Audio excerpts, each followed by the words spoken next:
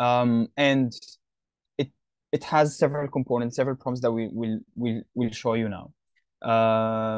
It provides a platform like we said that it showcases how specific you are, how peculiar you are, and stand out among other applicants. It has the activity list and all other stuff, but we won't spend so much time in this. But it adds depth to your application, and specifically again with the US, um, grades do matter. They have a huge weight in your application process, but a lot of other things matter as well.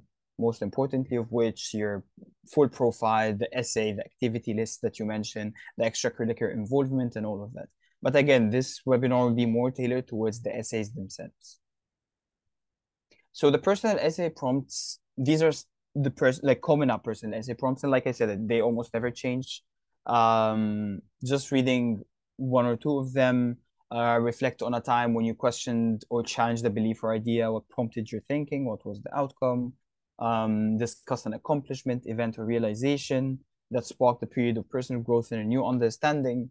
And honestly, one of the very common mistakes that students might do is that they write a brilliant essay, a beautiful essay, very personal, very genuine, but it doesn't really fit the prompt. It doesn't fully address the prompt. And this is a big thing. You really need to address the prompt. So one personal tip that I always say is that go back to the prompt. Like as you're writing the essay, even if you're writing a very good essay, always go back to the prompt. These are the ones for the UCs. Also, again, the prompts more or less target the same thing. They want you to share something about your own thing, your own life, your own experience, achievements, challenges, lessons learned, how these relate to your future aspirations in college and even after college. Okay, so now let's go to more about the anatomy of the essay. So the key elements of a good essay. And the key elements you should always, like as a general statement, always balance between being authentic, being personal. So I hear Michelle's voice, I hear Ethan's voice, but also not saying things that are irrelevant because not every personal thing is relevant to the essay. So if you're a good cook and you're applying to, I don't know, architecture, being a good cook is a very good quality, and I'm sure your family might enjoy it. But is it really relevant to the program and university that you're applying to? Or is it relevant to the prompt that you're addressing? This is a very good question. And also the other way around is also you should stay away from, because if you went so relevant to the prompt, but you forgot to add anything about your personal life, it would be just a cliche. So if you're applying to business school and the prompt is about management skills or like self-management or self-awareness or social emotional skills and so on, and if you're really focused on these skills and how important they are and relevant they are to the business school, but I didn't hear your own voice, it's absolutely useless. Because think of it this way: how many students like yourself are going to write the same thing? A lot. The answer is probably a lot. This is why your own personal story is unique. This is why people like admission officers reading the essays really need to hear this different voice so that they grab to read the rest of the essay. So this is the general theme. This is the general measure that you need to have in mind, that this image. But the key elements are, first, authenticity, like I said. The second one is a very strong opening and conclusion. Many admission offices sometimes don't go after the opening paragraph. They just skim through the paragraphs, but focus very heavily on the opening one. So start with a really good hook, start with a really good story, start with a really good sentence that hooks the reader to read the rest of the essay more carefully with good attention. The thing about conclusion as well is that please, like, always do that. Conclusion isn't that you're re-summarizing the essay. It's not that you're re-summarizing the parts of the paragraphs, but rather that you're concluding, you're integrating and offering a somewhat new idea, somewhat new understanding. So let's take this example. If I'm applying to sports management and I want to say that I do have the skills for the sports management, this is the conclusion I'm building toward. The first paragraph should be, or not should, but might be about my sports experience. how much I've been involved in sports, in what capacity, what achievements have I learned. The second one could be the type of sport and what skills are special to this type of sport. So if I'm playing a team sport, what types of challenges are there? The third one is an internship or something that I did in the business world. The conclusion is highlighting these specific skills in the different paragraphs and relating them to the core of business management programs or the program that I'm applying to or whatever, like the prompt I'm addressing. This is conclusion. This is integrating the insight that you provided in the paragraphs and sort of cloaking them in a one cloak, in a unifying cloak to be presentable, to be understandable, not just summarizing, not just restating what you said. The third very important key element is having a clear structure, because sometimes students write a really good essay, but you can easily separate each paragraph with the other. The paragraphs don't make sense. They don't flow smoothly. Each paragraph says a really good idea, brilliant idea, but it doesn't really relate to either the one preceding it or the one after it. And this is a really good, this is a really important point as well. The fourth one is, again, a part of being authentic is providing specific examples and anecdotes of your experience. So don't tell me that you have good time management skills. Show me, tell me a situation, tell me an example in which you demonstrated good time management skills. Don't tell me that you have like really good like you're a team player, you have social skills, you go along, you get along easily with people. Don't tell me that. Show me. If you're like if you've been playing sports, like if you've been playing a team sports for a while, if you've won some achievements, if you've been a really good captain, a good leader, this shows. Just don't tell. And the more concrete the details are, the more relevant they are, the better, of course. Let me spend some more time in this first point about authenticity and having a unique voice, because this is a crucial point in writing the essay. So the first one is be genuine, but don't exaggerate this genuineness. So don't exaggerate your establishments, your achievements or experiences. Write your experiences, write the perspectives that are really yours, but don't exaggerate them. Be honest and be humble in showing them.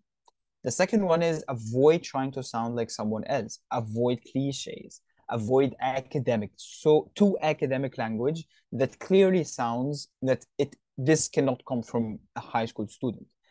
This does not mean that you use slangs in ordinary informal language. Use formal language, but not too formal. I'll tell you something later about that as well. Third one, show me your personality. Show me who you are. Show the examples, show the details that shows your kindness, involvement with people, humor, compassion. Show whatever personality trait that you want to show. Show through examples, scenarios, and stories. The fourth one is please embrace your background. So if you have a specific cultural heritage or unique life experiences, be it hard or not, be it something that is only culture or be it something that is very personal, don't shy away from mentioning them. In fact, at least some prompts, do specifically address that.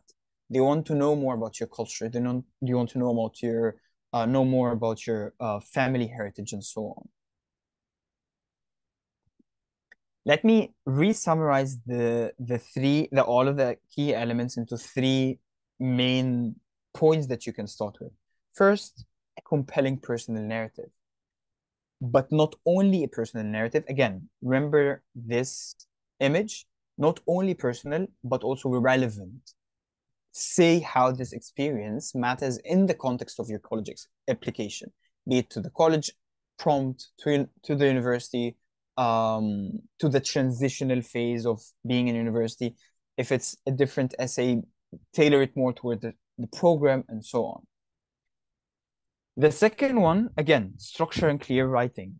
Edit ruthlessly. Edit and edit and edit. Don't ever, but like I can never overemphasize editing the structure so that it's clear, it hooks and captures the reader's attention, it logically flows from one paragraph to the other, and it all goes back into one overarching message that is introduced in the introduction and more crystallized in the conclusion. And lastly, Be genuine. Be genuine in your reflection and insight. Don't just simply recount the events. Don't just simply tell the stories, but be genuine in telling them. Tell us what you've learned from them, how they're affecting your experiences and personality and everything, how they relate to the college that you're joining, how do they relate to the prompt. Be genuine, like do reflect genuinely and insightfully in this manner. All right. So moving to the second point or the second stage in this webinar, we'll talk more about the brainstorming phase, the topic selection. And we can simply divide the brainstorming and writing phase into different sub stages. The first one is self-reflection. And this is like a lot of the instances when I meet with students for the first time, and for the first time as a counselor, as a college counselor, and specifically helping them with their essay, I don't necessarily jump to the essay, but I let them talk more about themselves because really you can think of it as every one of us, everyone living is a very, very deep well, like a very deep human being. And if you're scratching the surface, well, your surface is your surface, but most probably than not is that your surface is going to be similar to other people's superficial selves as well. So what you need to do is go deeper, go find what makes you unique, what makes you you, basically. So this is why in the first session I really spent so much time in asking the students, asking the students to talk more about themselves, their interests, their hobbies, their values, their backgrounds, what is important to them, what is not important to them. And I often get this from students when they're telling me, look, I'm really like when we try to write something like a paragraph with an intro or something, like anything, any writing exercise, they're so stuck. And this is because they hold a specific standard when they only beginning to write the essay. And you should do some self-reflection exercises. The exercises entail free writing, creating a personal timeline. If you're a visual learner or if you're a visual person, this will work really good for you. Just create a timeline, highlight the really significant events and turning points in your life across this timeline, and think what of it is relevant to this application. Third thing is make a list of your passions, interests, qualities, values, experiences, extracurricular activities, everything. And the fourth one is to answer some probing questions, even if they don't necessarily indirectly relate to the essay. Answer them. They'll help you self-reflect. They help you be there. Things like challenges, achievements, experiences, all of these things, again, even if they don't directly relate to your essay, they're very, very, very good start. Not good, but honestly necessary starting points to even think of what you're going to write about.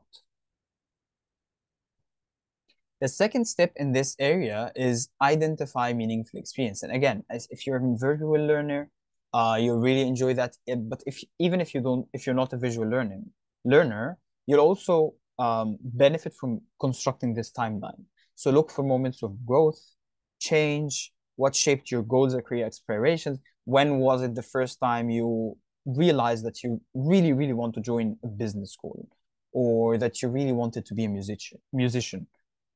When was it and what built towards this moment?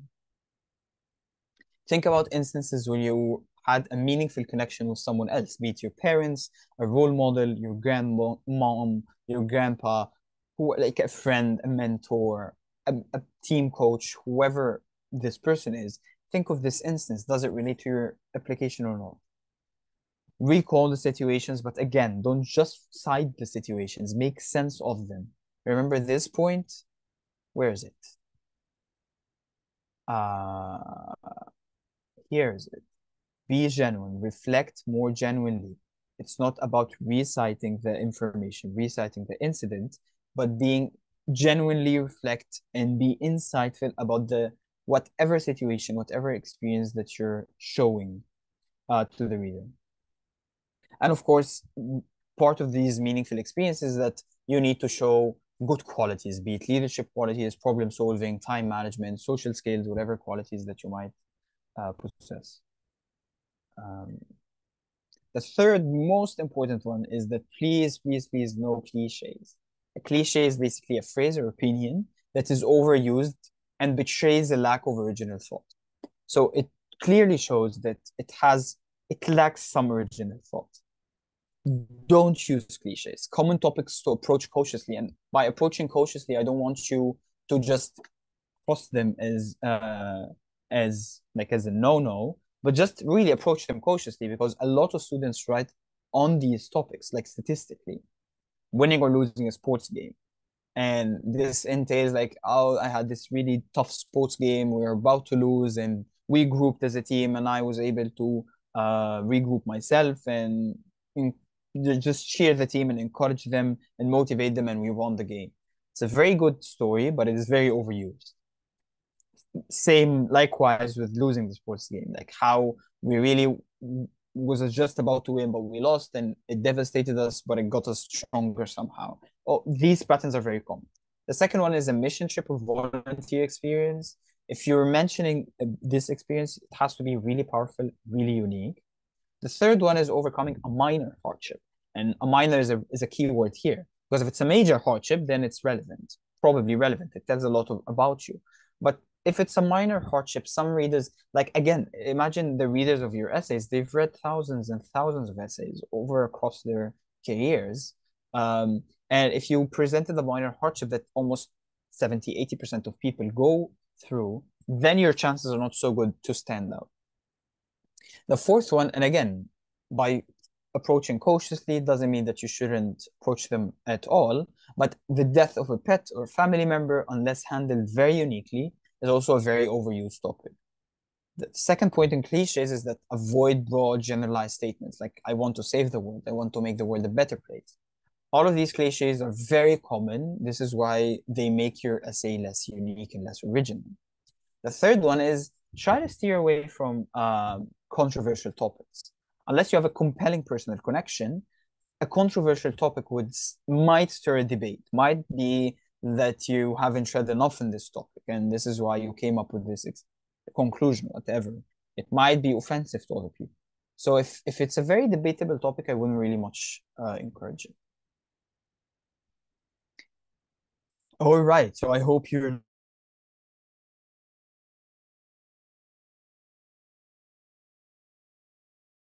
And let me tell you, a very popular misconception is that if you don't get it right the first time, you're doomed, or that you have a bad essay. And honestly, you shouldn't at all aim with your just first attempt at the essay to have it right, to have it perfect. Quite the opposite. You have to have this courtesy or gracious space around you that you're going to write some bad essays, some free writing, some roaming, some exploring and experimenting before you actually read the best essay that you can write. Because otherwise, first, it's very counterproductive. You'll feel a lot of frustration, and you'll feel that you're crippled and can't write a good essay, and it will compromise the quality of the essay. You'll write pretty much anything. So first, you need really to start with pre-writing. Gather and organize the ideas. Build on the self-exploration and self-awareness exercises that we talked about earlier. Mind mapping or clustering can be very helpful in detailing the habits, the goals, the experiences, the interests, the values, the achievements, the failures, the challenges, everything. Just map it before writing the essay. Choose first, very wisely, what is it in your life that you're going to speak about? Because your lives are very rich, are very deep, and it's impossible to write about every aspect of it. So we really need to be wise in choosing this aspect. The second thing is creating a rough outline for the essay, and a rough is bolded, outline is bolded. So really, it should be just an outline, not just a skeleton. It should be rough. You should have the flexibility to go back and forth of it. The third one, again, which I really encourage at the beginning, is free writing. So choose a topic and free write. And then with free writing basically means that you never stop to think. Just write, free write anything. It's as if you're writing in a journal, or it's as if I'm speaking now. I just speak, and even if I paused, even if I got distracted, I go back again and make sense of what I'm saying. or as if you're rehearsing for a presentation, like I did before this presentation. Just free writing and then editing. Editing comes much, much later. So we pre-wrote some things. Now we're trying to craft our first draft. And again, pre-writing is not the first draft. Pre-writing is making sense of what you want to say. Crafting the first draft, focus on the content, not perfecting the content. Write without very much censoring, self-censoring, like holding yourself back. This is very, very counterproductive and frustrating. And then expand on your main ideas. So if I wrote this map and I found that my habits and learning styles are the most suitable for the prompt, now I'm expanding on them in the first draft.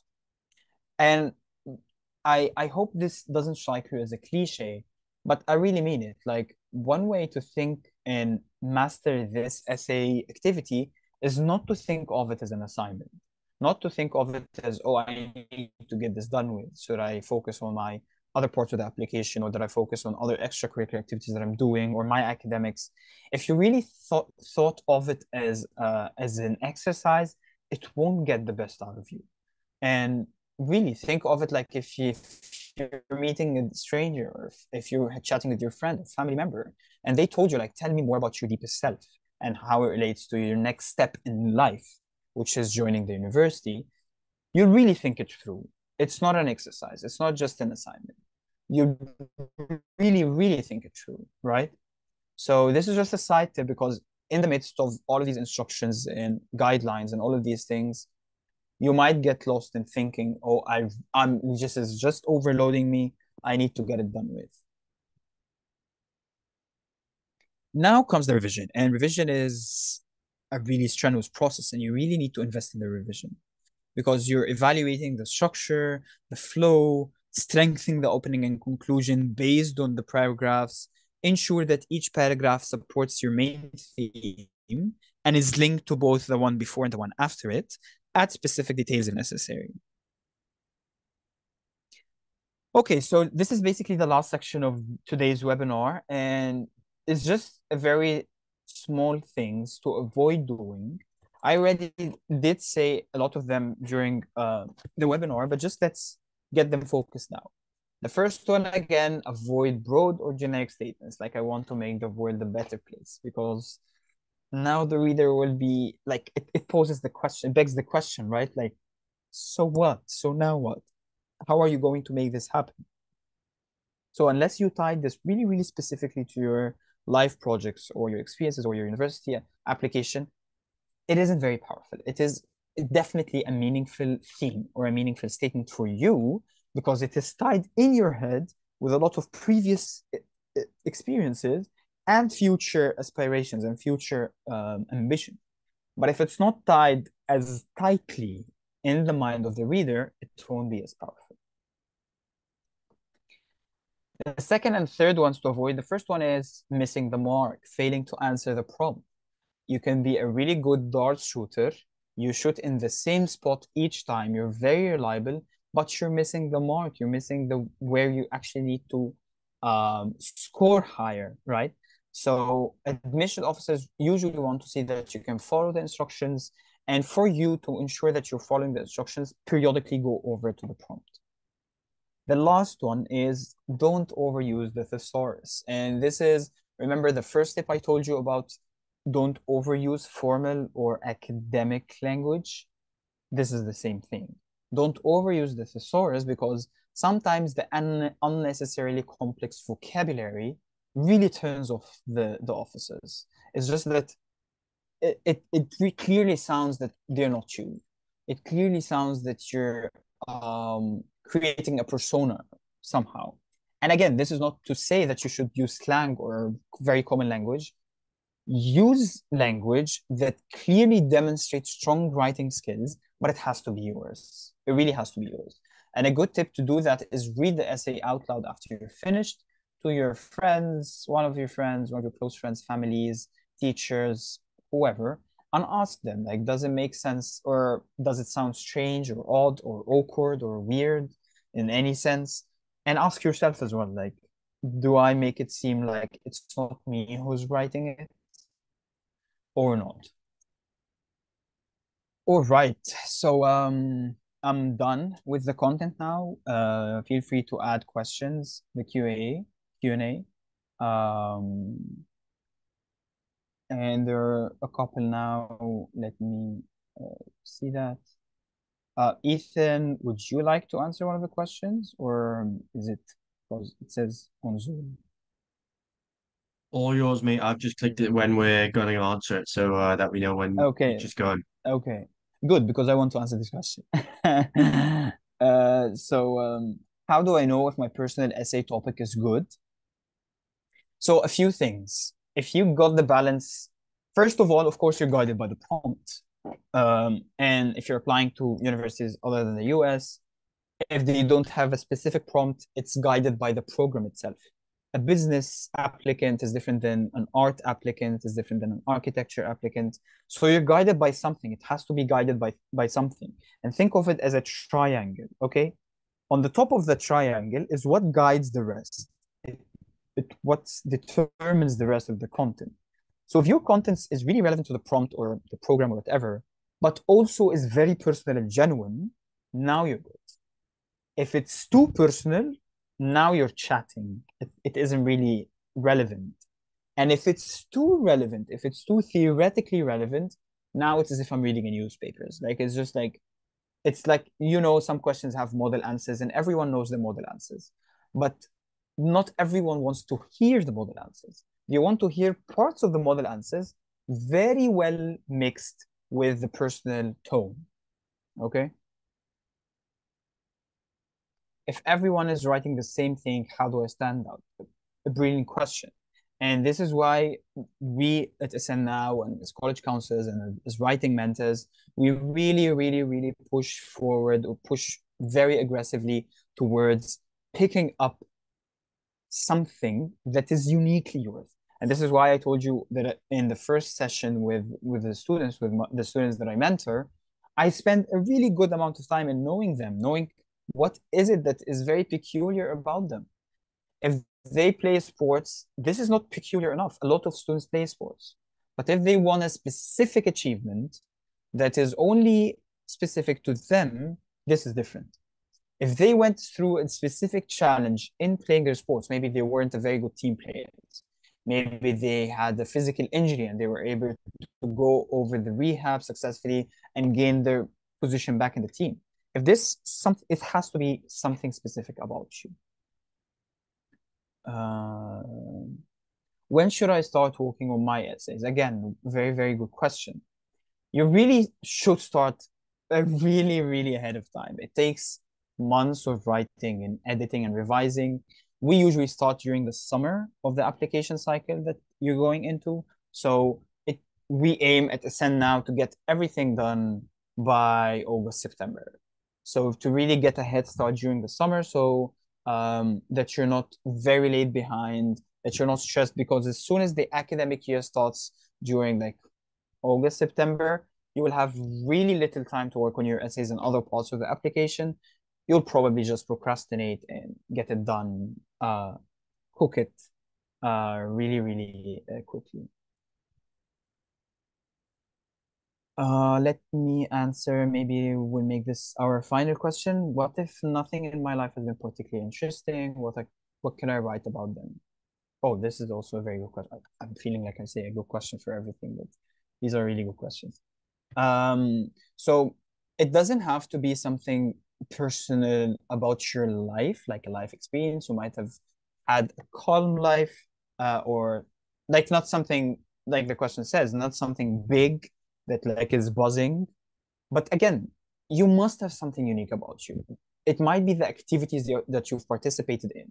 And this is something that we help with in SN Now. It doesn't have to be like we won't create a life story, but we can definitely help you build projects. We can definitely help you build a very powerful profile that you can relate to.